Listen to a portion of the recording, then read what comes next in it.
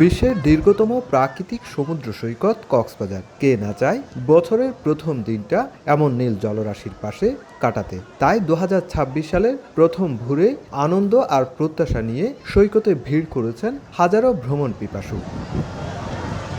শীতের সকাল, হালকা ঠান্ডা হাওয়া, চারপাশ জুড়ে শুধু নীল আর নীল। এই নীলের মাঝেই আনন্দে মাতোয়ারা পর্যটকরা। তাদের প্রত্যাশা, নতুন বছরের শুরুটা যদি এমন আনন্দে হয় তাহলে পুরো বছরটাই কাটবে হাসি আর সুখে। নতুন বছরটা নতুনভাবে ভালোভাবে শুরু করব, এই জন্যই সাগরে আসা। মনোরম পরিবেশে যে ঘোরার জন্য একটা কক্সবাজার সমুদ্র সৈকত আসে, অনেক আনন্দ। অনেক নতুন বছরটা সবার ভালো কাটুক, এটাই আমার প্রত্যাশা। আমার বাংলা এত ভালো না, বা কক্সবাজার অনেক ভালো লাগে। সাবেক প্রধানমন্ত্রী খালেদা জিয়ার মৃত্যুতে শোকাবহ দেশ। তার উপর আগামী 12ই ফেব্রুয়ারি ত্রয়োদশ জাতীয় সংসদ নির্বাচন। সে কারণেই গেল বছরের তুলনায় এবছর পর্যটকের উপস্থিতি কিছুটা কম। তবুও হতাশ নন সৈকত পাড়ের ব্যবসায়ীরা। ব্যবসা আমাদের খুবই একটু খারাপে হইলেও তেমন খারাপ না যাচ্ছে, আলহামদুলিল্লাহ। 31কে ঘিরে বিশাল আয়োজনে থাকি। তারপর ট্যুরিস্ট ছিল না বলবো না, ভালোই ছিল, কিন্তু বেসিক্যালি 20% রুম খালি গেছে।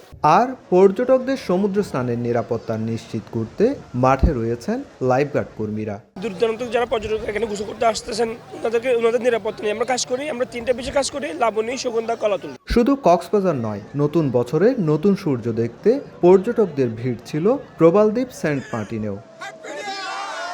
সুজাউদ্দিন রুবেল, সময় সংবাদ, কক্সবাজার।